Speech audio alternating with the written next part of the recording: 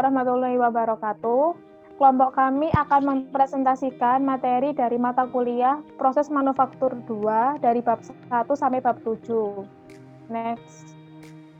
Anggota kelompok kami yang pertama ada Alivia Putri NPM 1985, Adina Laksmi NPM 1986, Ais Nurrohma NPM 19108, Adelia Hernalis NPM 19104, Safa Arindra NPM 19100, dan Nasrotul Ummah NPM 1982. Next. Berikut ini adalah materi-materi yang akan kami sampaikan. Next. Yang bab pertama yaitu pengerjaan tekan atau gempa. Next. Pengertian mesin gempa. Mesin yang digunakan untuk pengerjaan dingin pada umumnya dan beberapa operasi pengerjaan panas. Terdiri dari rangka mesin yang menopang sebuah landasan dan sebuah penumbuk, sebuah sumber tenaga, dan suatu mekanisme. Next. Jenis-jenis mesin gempa dibagi menjadi beberapa jenis. Yang pertama, menurut pengenaan tenaga pada penumbuk, ada 9 jenis. Kemudian menurut sumber tenaga, ada 2, yaitu manual dan tenaga. Yang ketiga, menurut penumbuk, ada 4 jenis. Next. Kemudian ada menurut desain rangka, ada 7 jenis. Dan yang terakhir menurut kegunaan gempa, ada 14 jenis. Next. Selanjutnya gempa condong. Mesin dengan rangka yang dapat dicondongkan mempermudah pengeluaran benda kerja dan serpian dari gempa. Sering digunakan dalam memproduksi bagian-bagian kecil termasuk tekuk, pon, cetak lubang, serta operasi yang serupa. Next. Selanjutnya, gempa celah. Mempunyai jarak yang sempurna di seputar cetakan dan memungkinkan gempa untuk digunakan bagi bagian yang panjang atau lebar. Dapat dilakukan pada gempa celah dan sering kali digunakan bentuk yang dapat dicondongkan. Next. Cetakan khusus dan proses pembentukan. Cetakan gabungan mengkombinasikan 2 operasi atau lebih pada satu stasiun. Di sini stok diantarkan kepada cetakan 2 lubang di pons dan potongannya dicetak lubang pada setiap langkah penumbuk. Kemudian ada pemrosesan bantal karet. Karet atau bantalan karet yang dikurung dalam wadah menggantikan cetakan atau spons. Kemudian ada cetakan pengharis baja. Proses ini menggunakan pita baja yang dipasangkan dalam kayu keras sebagai cetakan.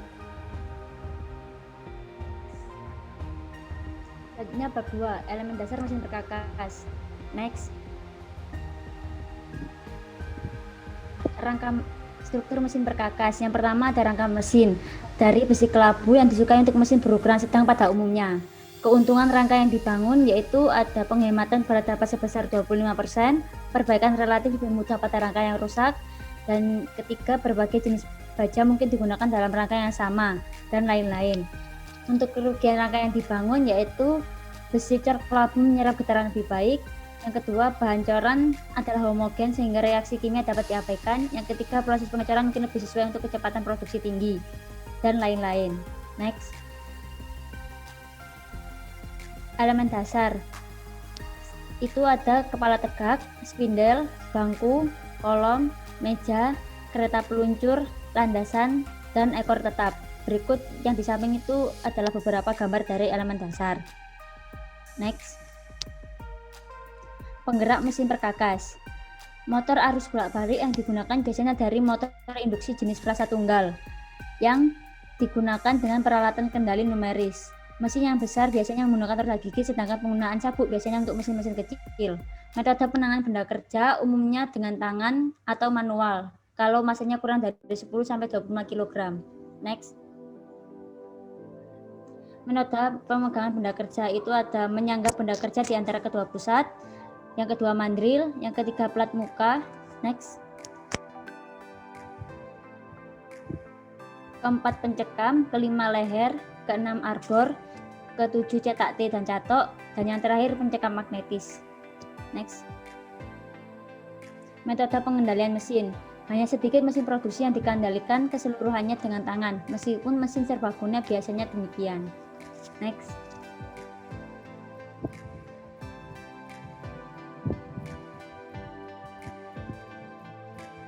Selanjutnya, pengendalian numeris. Pengendali numeris adalah mesin perkakas yang dikendalikan secara numeris. Ada dua cara memprogramkan kendali numeris. Pertama secara manual dan dua dengan bantuan komputer. Next. Jenis kendali numeris ada dua, kendali lingkar terbuka dan kendali lingkar tertutup. Next. Kendali numeris menggunakan koordinat tegak lurus untuk menentukan sebuah titik dalam ruangan. Prinsip-prinsip kendali numeris: 1. Mesin bubut turret vertikal atau fris pengebor vertikal, 2. Kompapons turret, 3. Mesin las, 4. Pembengkok tabung kanan. Next.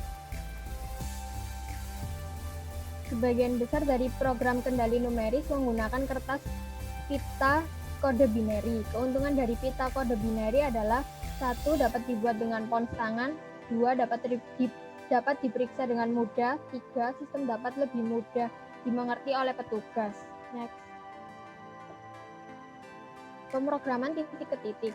Mesin titik ke titik atau penempatan dilakukan oleh mesin pelobang, las titik atau mesin burdi. Pemrograman lintasan kontinu. Dalam pemrograman kontinu, kecepatan hantaran, geometri dan offset perkakas, kedalaman pemotongan dan bahan seluruhnya dimasukkan ke dalam logik yang diprogramkan. Next. Keuntungan dan kerugian kendali numeris. Keuntungannya: 1. Biaya perkakas berkurang, 2. Komponen yang rumit dapat di mesin, 3. Terdapat penurunan dalam waktu pasang, 4. Biaya pengawasan berkurang, 5. Program menyesuaikan modifikasi permesinan. Kerugiannya: 1. Biaya mesin tinggi, 2. Kehilangan fleksibilitas mesin, 3. Sistem kendali mahal, 4. Biaya pemeliharaan tinggi. Next. Lalu yang keempat ada memotong logam. Memotong logam itu fungsinya untuk mengerti tentang prinsip pemotongan dengan baik akan membantu dalam proses produksi yang ekonomis. Pemotongan logam sendiri artinya memotong logam untuk mendapatkan bentuk dan ukuran serta kualitas permukaan potong yang direncanakan. Lalu ada bentuk dan sudut pahat, itu untuk memahami gerakan memotong dari pahat mata tunggal yang dipakai pada mesin bubut. Bahan pahat meliputi bahan karbon tinggi, baja kecepatan tinggi, panduan cor bukan besi, karbida, intan, dan keramik.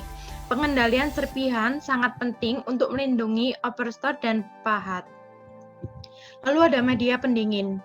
Fungsi media pendingin itu mengurangi gesekan antara serpihan, pahat, dan benda kerja, mengurangi suhu pahat dan benda kerja, mencuci bersih serpihan, memperbaiki penyelesaian permukaan, dan yang lain-lain. Kemampuan memesinan dan penyelesaian permukaan.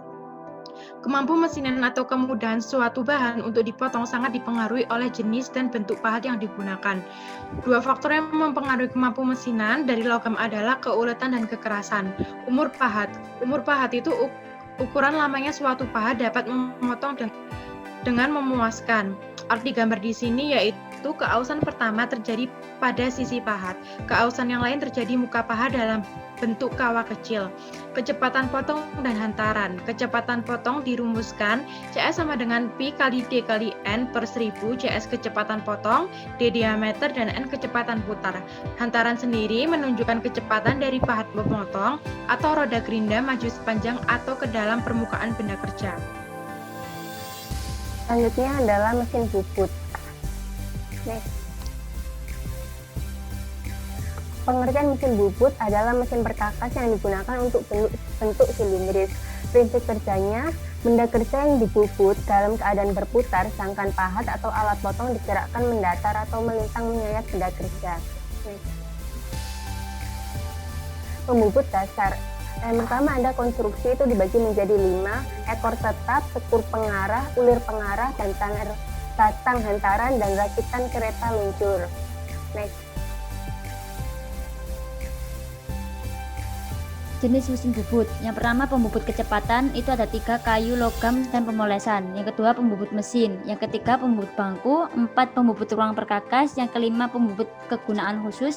Yang keenam pembubut turret, ada horizontal dan vertikal. Yang ketujuh pembubut otomatis. Yang kedelapan mesin ulir otomatis. Yang kesembilan fris pengebor vertikal. Next. Pembubutan penggunaan khusus. 1 ada pembubutan silindris, 2 pengerjaan tepi, yang ketiga pembubutan tirus, dan yang terakhir memotong ulir. Next. Bab ke-6 adalah mesin burdi dan mesin bor. Next. Mesin pemburdian adalah mesin yang digunakan untuk pengerjaan pembuatan lubang. Mesin pengeboran adalah mesin yang digunakan untuk memperbesar lubang yang telah digurdi atau diberi inti. Dan trimming atau meluaskan lubang adalah kegiatan memperbesar lubang yang telah dimesin sampai ukuran penyelesaian halus. Next. Bagian-bagian dari mesin gurdi yang pertama ada base atau dudukan, kemudian column atau tiang, label atau meja, label clamp, spindle head, drill chuck atau mata bor, dan drill feed handle. Next. Pengelompokan mesin gurdi dibagi menjadi 8. Ada penggurdi mampu jinjing, mesin penggurdi peka, mesin penggurdi tegak, mesin penggurdi radial, mesin penggurdi turet, mesin penggurdi spindle jamak, mesin penggurdi produksi otomatis, dan mesin penggurdi lubang dalam. Next. Ini adalah contoh dari berbagai macam jenis mesin gurdi. Next. Gurdi adalah pahat pemotong yang ujungnya berputar dan memiliki tepi potong serta galur. Mata gurdi dibuat pada tepi pahat berbentuk spiral untuk pemotongan yang lebih baik. Next. Fluida pendingin digunakan untuk memperbaiki aksi pemotongan antara penggurdi dengan benda kerja, pengeluaran serpihan, serta mendinginkan benda kerja dan pahat. Biasanya menggunakan campuran minyak mineral dan lemak hewan. Reamer atau peluas lubang adalah perkakas yang digunakan untuk menyelesaikan pekerjaan gurdi atau bor. Next. Selanjutnya ada mesin vise dan juga pemotong vise. Next. Mesin vise adalah mesin yang paling mampu melakukan banyak tugas dari segala mesin perkakas. Pisau vise bergerak berputar, sedangkan benda kerja terpasang pada meja dalam keadaan bergerak mendatar, tegak, maupun berputar dengan lambat. Next. Mesin ini dibagi menjadi 3 jenis, vertikal, horizontal, dan juga universal. Perbedaannya terletak pada utama spindle-nya. Jika yang vertikal itu tegak lurus dengan meja mesin, yang horizontal sejajar dengan meja mesin. Untuk yang universal ini gabungan antara vertikal dan juga horizontal. Sumbu utama spindle-nya sejajar dengan meja mesin, kemudian meja mesinnya ini dapat diputar hingga 45 derajat pada kedua sijunya. Next. Kemudian ada perlengkapan dari mesin vise, ada ragum, dividing head, tailstock, arbor, adaptor, dan juga milling cutter. Next. Milling cutter ini juga dibagi menjadi beberapa macam. Ada plain milling cutter, digunakan untuk mengevrais rata permukaan benda kerja. Side milling cutter digunakan untuk membuat alur api dan alur-alur lainnya. Next. End milling cutter digunakan untuk mengevrais permukaan dan sisi tegak maupun sisi datar. Kemudian face milling cutter digunakan untuk mengevrais benda kerja. Next. Ada T-slot milling cutter digunakan untuk membuat alur berbentuk T. Ada angular milling cutter digunakan untuk mengevrais permukaan untuk membentuk sudut yang diinginkan. Next. Ada slitting saw digunakan untuk membuat alur kecil dan membelah benda kerja. Ada form milling cutter digunakan untuk membuat alur cekung, cembung, dan juga yang lain-lain. Next. Yang terakhir ada spur gear cutter digunakan untuk mengevrais gigi-gigi pada roda gigi. Sekian dari kami, kurang lebihnya mohon maaf. Wassalamualaikum warahmatullahi wabarakatuh.